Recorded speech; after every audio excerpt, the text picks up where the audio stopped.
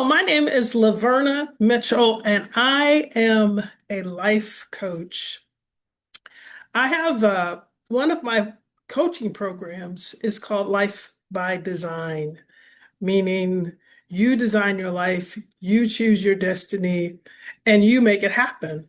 But there's some things that you have to do and know and understand to help make that process happen. And so this video today is one of four videos.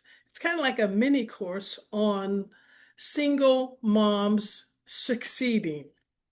Yes, we're going to talk about strategies, things that you can do, hacks, if you want to call it that way, for single mothers who know that there's something more out there. You had a child, maybe you were single when you had the child. Maybe you had a partner when you had a child, and now you don't have a partner anymore. Um, Maybe you just decided you wanted a child, solo. So there's a lot of reasons why women are single, with children, but you must understand, and I'm sure you do, that it's a challenge. And so I'm here to talk about today your mindset, that it's critical. The first thing that you have to do to begin to change the direction in your life is examining your mindset, how you think, what you believe, and how you talk, because your conversation is based on what you believe and how you think.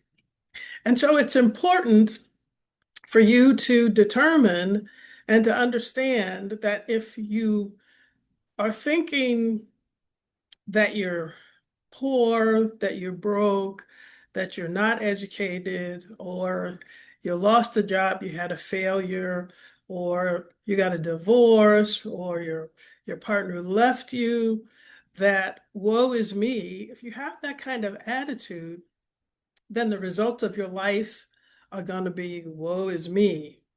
So you have to understand that your success, your progress in life rises or falls based on your mindset. And you can change your mindset. Yeah, it's totally up to you. Most of what we believe as young adults or old adults come from the people who raised us, the people who were in our lives when we were young, when we were children. We went through grade school, we went through, middle school, you went to high school. All of the people, the teachers, our friends, our families, our extended relatives, they influence the way we think and what we believe about ourselves. Some of that was great, but a lot of it was detrimental, and it hasn't done us well. I know I've had to look at my thought process on my journey to getting from where I was to where I'm at now.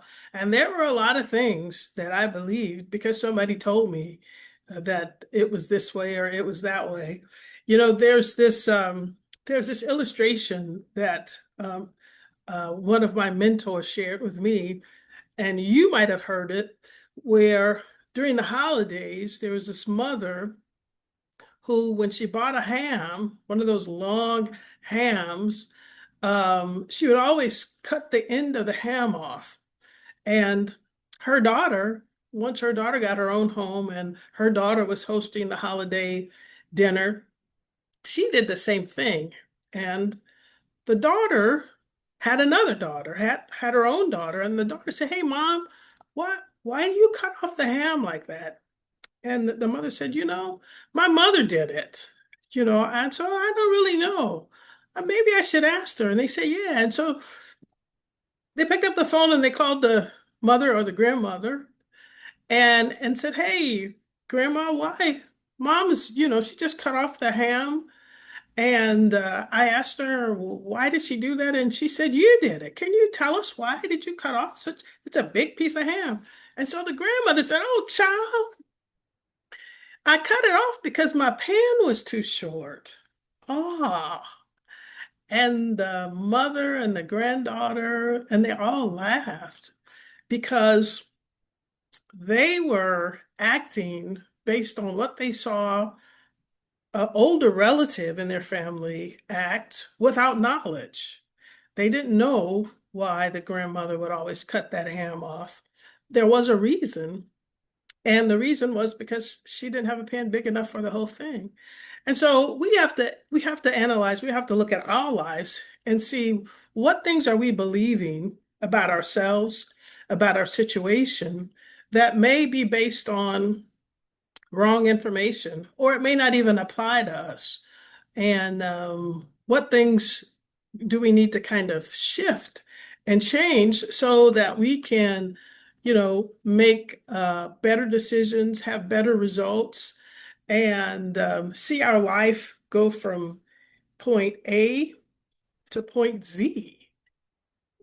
Yes, so I thought that was a really cool example. I have some notes here. There's some specific things that I want to make sure that I share with you. And that is, oh, this illustration. There is an illustration that is called the thermometer. The thermometer versus the thermostat. Yeah, they're two different things. So the thermostat is that thing on the wall that controls the heat or the AC. The thermometer is that thing that the doctor gives you to test to measure if you have a temperature. You stick it in your mouth, or they have different kinds. You can stick it on your head, other places, but your thermometer measures what your temperature is now. Okay, it's a measurement. You put it in your mouth, wait a few minutes, and you pull it out, and oh, it's 92.1. A thermostat is different, though. A thermostat is that little box on your wall in your apartment or in your home that controls the temperature in the room. Now, the difference is that you and I control the thermostat. And we don't have any control over the thermometer because all the thermometer is doing is measuring your temperature. Now, what we want to do, we already know where we're at. We already know what our financial state is. We already know what our health is like, what our relationships are like. We see them every day. We know these things already. The challenge is, and the critical thing is to how do I change these situations that don't serve me, that aren't doing me any good, that aren't helping me to progress in life? And this is where your thermostat of ideas, of thoughts, of mindsets come in. You control what you think. You control the beliefs that you embrace.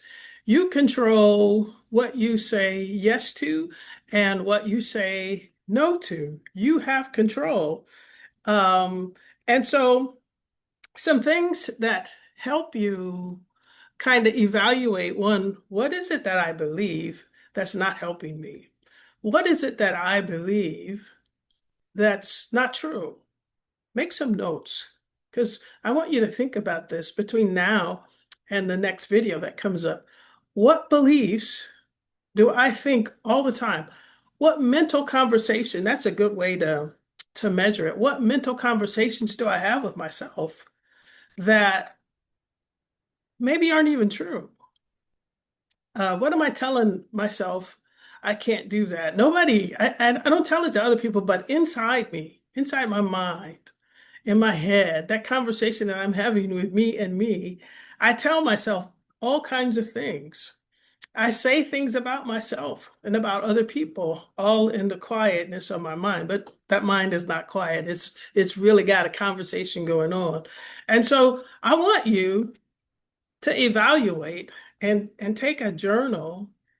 Get you a journal or just a notebook and and and think about, write down the things that you are always thinking about, always telling yourselves about yourself and about your other people, about your relationships, about your health, about your finances, and see if those are things that you have control over and that you can change. And I challenge you to do this because I think you're gonna have a big eye opener, and you're gonna find out that there's a lot of beliefs, there are a lot of mindsets that you have that you can do something about, that you can change, that honestly that you have to change if you're going to move from where you're at to where you want to be.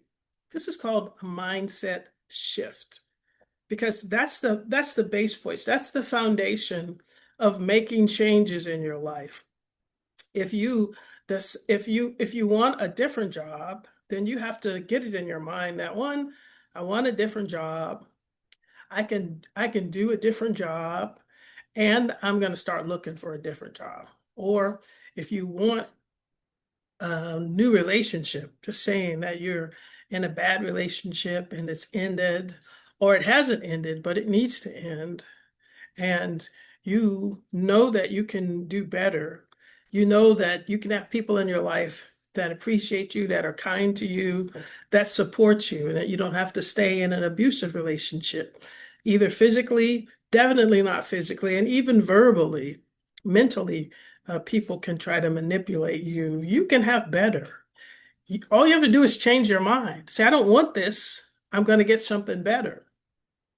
And that begins your process. It all begins with your mindset, with your thoughts. And and once you begin to change your mind, the scripture calls it a transformation. It says, be transformed by the renewing of your mind. You can renew your mind. You can get a new mind about everything that you want to. Anything in your life that you don't like, you're not happy with, you can get a new mind about it. And once you get a new mind about it, you will begin to take action consistent with that new mind to make your life different. Listen, I'm going to stop here.